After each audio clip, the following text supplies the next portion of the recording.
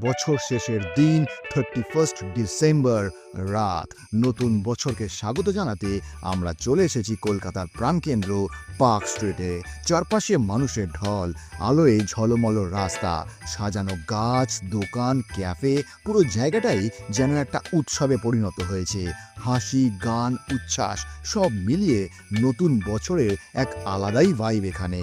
ঘুরতে ঘুরতে, মজা করতে করতে, একটু উইন্ডো শপিং করতে করতে হঠাৎ বুঝলাম যে আমাদের খিদে পেয়েছে। আর পার্ক স্ট্রিট মানেই তো খাবারের স্বর্গ। ভালো খাবার, ভালো মুড, আর পাশে প্রিয় মানুষটি। আর এভাবেই আমরা স্বাগত জানালাম নতুন বছরকে। আর আমাদের তরফ থেকে আপনাদেরকেও ভেরি হ্যাপি নিউ ইয়ার। আপনারা সবাই ভালো থাকুন, সুস্থ থাকুন, আর আমাদের ব্লগ চ্যানেল কলকাতা কিশমিশকে অবশ্যই দেখতে থাকুন।